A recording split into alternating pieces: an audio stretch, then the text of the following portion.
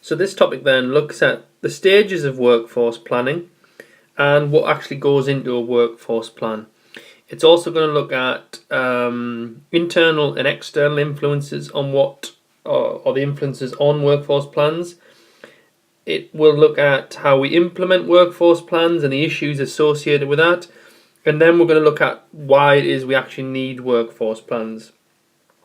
So I am going to keep talking about this idea of a workforce plan, but we also need to think of how it relates to the other topics or the other functional areas. Remember, to get good marks for this unit, the whole point of it is we're trying to plan for success, if you like. We're trying to improve a business that already exists. So we can't have a workforce plan on its own. It has to relate to other parts of the business. As usual, we'll start with our keywords for this one. So workforce planning is the method by which a business forecasts how many and what type of employees it needs, both now and in the future, and matches up the right type of employees to the needs of the business. So remember, my analogy is a game of chess. So making sure that we have the right pieces in the right place at the right time. So that is workforce planning, and workforce plans are the actual plan that is developed that comes from the idea of workforce planning. So workforce planning leads to a workforce plan. So workforce planning, as I keep saying, is one of the central activities, one of the most important things that the human resource function will do, because it helps us to think about the change that we might have in the business. So the change that there might be a number of people leaving, the number of people that we have to employ. It might be that it identifies trends. So it might be certain people leave certain functions or certain departments at certain times. It might be that around about Christmas there's lots of sick. It might be around the summer everyone takes their holidays. So we need to be able to plan our resources to effectively deal with that. And also it is to do with actually doing the HR policy. It's an important part of the whole business, it's an important part of the whole strategic plan, and therefore needs to be centralised to ensure a whole company view. This is what I mean about relating to the other three functional areas. A workforce plan can't work on its own. We have to take into account the way that it impacts the rest of the business. So efficient workforce planning, an efficient workforce planner, so a manager who does a workforce plan, needs to question the existing employment structure as often as possible. So for example, when an employee leaves a firm, why did they leave the firm? Do we have to replace that person? Do we have to replace the person with one person, two people? Could it be a part-time person? Could it be outsourced? Could it be someone internal to the organisation? Or does it have to be someone external? When an employee is promoted, how much more do we have to pay them? What's going to happen to the job that they've left? Will they become more attractive to another employer? When there's an increase in workload, for instance, do we have to introduce new training? Do we have to get someone some help? Are they going to become demotivated? When there's a new product, what type of training do we need to introduce? Does it mean that people are going to be better at their job or worse at their job? Is it that we need an entire different workforce? And then new technology. Will it mean that we have to make people redundant? Will it mean that in the short term people have to have lots of training? So as much as possible, whoever's responsible for workforce planning needs to take into account everything that's going on in the business to make sure that they have the right pieces in the right place at the right time. So my phrase again, right people in the right job at the right time. I've shown this diagram to show that it's never ending, if you like. We're always looking at what we need. From that, we're always gathering data, things like labour turnover, things like productivity. Then we look at any gaps. So remember we mentioned things like training gaps. Is there something that we need our employees to be able to do but they can't yet? And in which case do we need to train them? Following that, what are the strategies in place to allow that to happen? On the job, off the job? Do we have to stop a whole production line, or are we going to train a few people at a time? Following that, monitor and evaluate. Does it work? If it works, why did it work? If it doesn't work, let's make sure we put things in place to make sure it does work. And then we get back to it again. Now that it's working, what do we still need? Do we still need the employees that we have? Do we need new employees or not? And it continues again. So this is something that never ends, this idea of workforce planning. It's not a case of we get somewhere and then that's it. We have to continually go on and go on and go on. So let's put a little bit more detail in those stages then. So we know that there are a number of stages, and we know that I'm stressing this point is to make sure that it's getting the right people in the right job at the right time. So the first objective in workforce planning then is setting objectives. So this involves setting specific human resource objectives based on corporate objectives of the whole organisation and converting these HR objectives into human resource requirements. So for instance, the overall objective of the business could be to grow, therefore the HR objective could be to recruit more. Secondly, let's look at forecasting the future demand for labour. So this should be done in the short term. So how do we cover sick, or how do we cover ladies when they're on maternity, or gentlemen when they're on paternity? We should look at the medium term, and we should look at the long term. So to meet future growth of the company, or if the company wishes to downsize. Forecasts should be constantly reviewed and updated. So that's me going back to whenever anything happens to do with the business, let's look at these HR implications of that. Forecasts should provide estimates of the size of the workforce required, the nature of the workforce required. So you might want to look at how many workers are needed for each type of task, what type of workers are needed, where they're needed, and when they're needed. So once again, I'm getting back to that again. The right employee in the right job at the right time. Next stage will be assessing the current workforce. So this involves identifying how many workers there are, what type they are, so whether they are full-time or part-time, the characteristics, so how old they are, how long they've worked for the company, because that might mean they have better skills and better experience, their qualification. We might want to keep those people who have better qualifications, but also that might make them more expensive. Staff turnover rates, the reasons for people leaving. So if people are leaving because they are very demotivated or they don't get on with their manager, that's entirely different to people leaving because they've become so good at their job that other people want to hire them. We might look at the patterns that we have for promoting people, and we might look at the type of, or the amount of people who retire. So to do this effectively, we must as an organisation keep very detailed and up-to-date records on an ongoing basis of the reasons of what's happening and why. Next, we need to look at this idea of identifying the shortfall or oversupply between the workforce needed in the future and the current workforce. So the organisation needs to compare future demands for skills and the staff within the current workforce. So do we have enough or do we have too many? We need to estimate the changes required in the existing supply of labour in, again, the short and the medium and the long term. And once again, we have to take into account labour turnover and things like retirement. So do we need to hire more staff? Do we need to get rid of some staff? Do we need to make staff redundant? If we do need to make staff redundant, we need to take into account the redundancy payments, the loss of skills that will go with them, how people will feel who are left. They might be demotivated, for instance. Next stage is we need to review the internal and external supply of labour, again in relation to the organisation's demands. So this time it involves estimating future state of the labour market and the availability of staff with the skills and attributes that the firm needs, once again, short, medium and long term.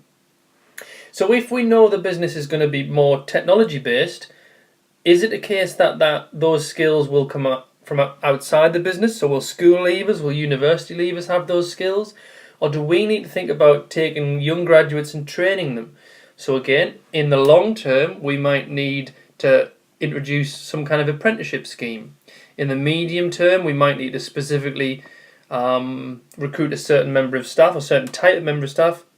In the short term, we might need to train staff to do a particular job based on the type of technology we're introducing. Next, we need to develop strategies to fill that gap or to reduce the oversupply of labour. Remember, oversupply, we've got too much labour, so it might mean that people are underutilised, so we need to get rid of staff possibly. These strategies then will form the basis of the workforce plan, again in the short and the medium and the long term. So the actual components then, what goes into the workforce plan? Well, we need to remember that a workforce plan, a workforce plan is a culmination or a bringing together of all of those stages that we've just looked at. So appropriate plans should be drawn up again for the short, the medium and the long term. But plans should also include the background analysis involved in those various stages we've just looked at, and a detailed plan of action involving recruitment, involving training, possibly redundancies.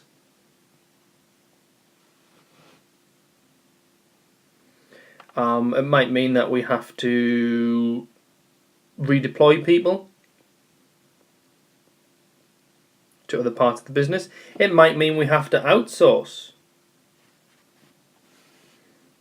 But all of this will be to match those long-term, short-term and medium-term needs of the business. So by analysing the current workforce and the future demand for labour, any business can draw up a workforce plan that relates both to internal and external supply of labour. So I'll give you an example of that.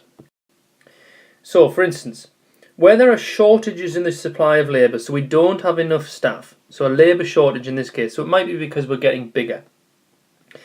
The business might inhabit in its workforce plan to outsource, so the transfer of an internal activity to someone else, to a third party who we don't employ. So another organisation. It could be introducing training programs or retraining existing employees to ensure that they are appropriately qualified for what we need. It might mean that we increase mechanisation or automation to bring in more machinery, so we don't actually need as many staff, so we're not as short on labour. It might be that we need to offer better terms and conditions of employment to attract more people to the organisation, or to attract better people, or to keep the people who we already have. Or it might mean rescheduling work or increasing overtime in order to meet the changes in demand in the short term. So remember, I've kept banging on about short term, medium term and long term. If the labour shortage is only short term, could it be overcome by saying we'll do some of the work that is required next week, but what is required now we'll do today. If we pay people overtime, perhaps that will get it done. So that, once again, that's showing how human resources relates to lots of different functions. So what about internal and external influences on that workforce plan? Remember, we can't just think of this in isolation. So we'll look at what type of review that we have to take place in order to make sure we're taking into account everything that might have an influence on our workforce plan. So we'll look at internal first. It could be that the organisation's overall corporate plan or objectives could have an influence. So if we think it's vital that workforce planning ensures that human resources are sufficient to facilitate the meeting of overall corporate objectives, we have to recognise that as part of the strategic planning process. It's no good thinking we want to get bigger if we don't have the staff to do it. So changes in corporate objectives, for example, as a result of a change in ownership, for instance, are likely to lead to a change in workforce plans. So if a new owner takes over a business and decides they want to outsource all of their production to China, for instance, we won't need as many production operatives, so we might need to make people redundant. Or alternatively, they might say they want to reshore their business, so they bring it back home, so we have to employ more production workers. There's a big move at the moment to move lots of call centres that were moved to India, for instance, back to the UK. So that means that many businesses like banks and insurance companies need to employ lots of new call centre staff. So the change in corporate objective will have changed the human resource plan. Next, we could look at the marketing and production plans. So for example, innovation and technological developments might require different types of employees with different skills. So expansion abroad might require different languages, for instance. Workforce planning needs to ensure that sufficient workers in relation to skill and job level are available to meet these new requirements of marketing and production. So it might mean that we need higher quality production, therefore we need more training. It might mean that we're trying to focus on more or on a higher level of customer service, so we need training for that.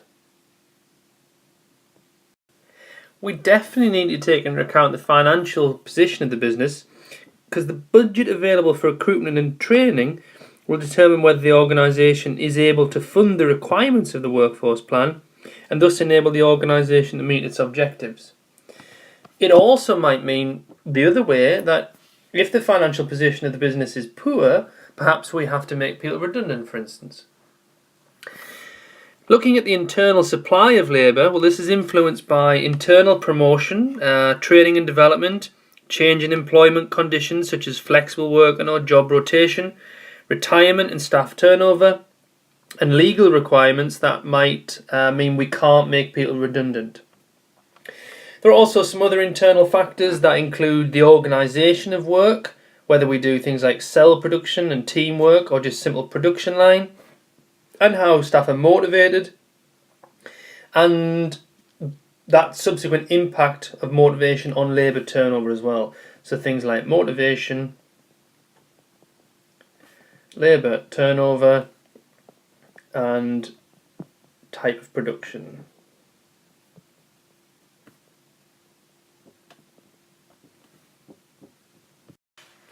Okay, so we've looked at the external influences. The internal influences. Let's look at the external now. So the actual market conditions. So these may cause demand for products to change. So for example, an increase in competition may cause demand to fall, thus leaving the firm with too many employees. Unless demand is expected to pick up rather quickly, the firm may have to consider issuing redundancy notices. Similarly, a firm may face a sudden huge increase in demand for its products because a competitor has gone out of business. If this is going to be a short-term increase, we might just outsource it, or we might get some part-time workers in. If we expect this demand to go on for a long period of time, then we might need to recruit people. So again, that's the type of thing we need to think of in our workforce plan. Are the changes going to happen for a long time or a short period of time? So again, we can think of TED here. The trend of the change, is it likely to go up or is it likely to go down? The extent, big change or little change? Duration, short-term change or a long-term change? The actual labour market and demographic trends, well, these will influence the supply of labour from which an organisation can actually recruit from. We call that the labour pool. For example, fewer young employees may be available for full-time work if the government gets its target of getting more and more people into higher education, into university. On the other hand, there might be more people over the age of 60 because the retirement age has been increased. Also, the migration of workers from other countries, especially from Eastern Europe at the moment, may increase the supply of workers who are prepared to work for much lower wages than British workers. Similarly, the concentration of particular skills may change. There may be insufficient people with the skills required by an organisation, and therefore the wages demanded by them might increase. In such a situation, a firm may decide that it is more efficient to train its own staff rather than to recruit more staff from outside. Next, let's look at the state of the economy and government policy. So these factors might affect for demand for products and services. They also might affect the number of workers available and the levels of salary or wages that they want to be paid. The cost of labour may suddenly increase as they did for some organisations, for instance, when the government introduced the minimum wage, or when the government chooses to put up the minimum wage. Legislation. So workforce plans might be affected by changes in the law. For example, equal opportunities laws, health and safety requirements, discrimination laws, all might influence what a business wants to do with its workforce plan. There also might be local factors, so travel to work patterns. In the northeast of England, research shows that people do not want to travel very far to work.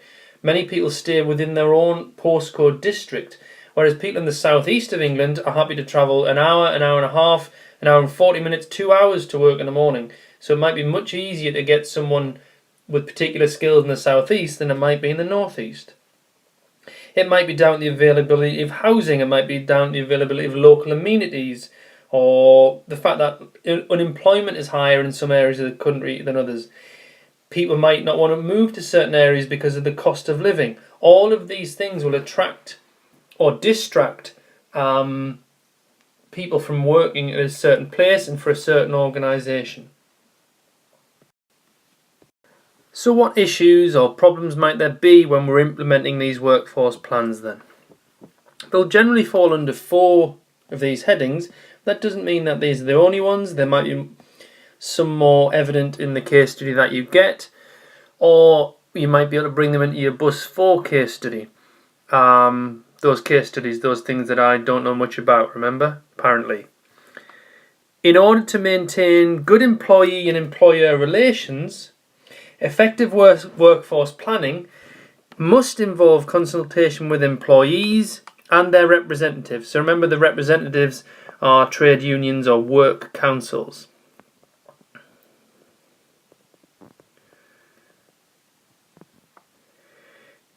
We have to do that so that the final plan is accepted through a business and can be implemented successfully. In order for it to be accepted, though, it might be that it needs to be changed. So they can either say, yes, we agree, or no, we don't. And if they don't, they have to go back to the trade union and start again. So it can be a long process. It can mean that the overall outcome is not exactly what the business wanted, but it might be better. If you remember one of the things we looked at in the last topic, this idea of avoiding a problem is better than having to try and solve it. So even though the workforce plan might end up different because of trade union involvement, overall it might be better than simply leading to a strike. Corporate image might have an impact as well. If you think successful implementation of a well thought out and widely accepted plan will definitely enhance the corporate image of the organisation, but on the other hand, a plan that is imposed, so forced upon people, and that is not acceptable to employees or their representatives, is likely to lead to industrial unrest and therefore have a negative impact on the business's corporate, its overall image. There's going to be a cost implication as well. Sufficient financial resources must be guaranteed so that the workforce plan can be implemented fully. There's no point in doing it in a piecemeal fashion. It's got to be done properly. Training as well. So ensuring the successful implementation of a workforce plan usually requires extensive training and development activities, including the introduction and training of new staff and the retraining or updating of current staff. So that will relate to cost as well. It might also relate to employee-employer relations if those employees don't want to do that training. And then finally, we said that we would look at the value of workforce plans. So the benefit of effective workforce planning, well, there's lots of them. They're significant. That's the case because it ensures that a business has a sufficient and appropriate skilled workforce to meet its objectives. If it doesn't, if your workforce aren't as skilled as you need them to be, you don't have the right number of workers, they don't have the right skills, then there's literally no way that you can meet the needs of your business. On a practical level then, it enables an organisation to avoid labour shortages, and therefore it means that it can continue to produce its products. This means the customer demand is met on time with products in a sufficient quality and in sufficient quantity. So workforce planning therefore allows an organisation to compete more effectively in the market, and that is the key. we can meet consumer demands both in terms of quantity and quality, and because of that, people are making us more competitive. So if you remember, the whole point of this unit is coming up with strategies for success. So in the case study, there's likely to be some staffing issue that might mean the business is less competitive. So because of that, we might need to come up with a particular workforce plan that makes the workforce more able to do the job and therefore more competitive. So again, I might sometimes forget what's in past case studies, but I'm usually pretty good at predicting what comes up in future ones. So we almost always get given a human resource scenario that is impacting how successful the business is. So without effective workforce planning that takes into account appropriate forecasting of things like trends, problems may well occur. So for example, there could be problems in recruiting and selecting appropriately skilled individuals, or staff could be inadequately trained for a new process that is introduced. Because of that, morale and motivation problems might occur, especially if they are the ones who are going to be expected to cover staff shortages. This in turn might lead to high levels of stress, therefore more absenteeism and higher labour turnover. That might therefore lead to increased costs for a business, which in the longer term might affect demand and might affect competitiveness. I've just realised how good analysis that was there. I think I said 4 or 5 times this in turn, or this leads to, then the impact of this will be. I think I was a teacher or something. Without workforce planning, again, managers will simply react to events rather than being prepared for them. I mentioned previously this idea of being reactive rather than proactive. It's better to avoid the problem than having to put it right. If you have to just react to problems, it might lead to hasty and poor quality decisions when it comes to hiring staff. So you might have to make snap decisions. Yeah, we'll just hire them even though they're not necessarily what we want, but we need someone. Firms undergoing continual change might find workforce planning more difficult, but these are the firms who still need to recruit the right number of employees, and they still need to ensure that the staff have the right skills and the right attitude. So if anything, workforce planning is likely to be even more important for firms operating in quick-moving markets, or markets that are constantly changing, since few firms can afford either to have too many staff or to be short of staff in critical moments. So just because we're fast moving doesn't mean we ignore what is happening. Yes, it makes workforce planning more difficult, but it definitely means there has to go on.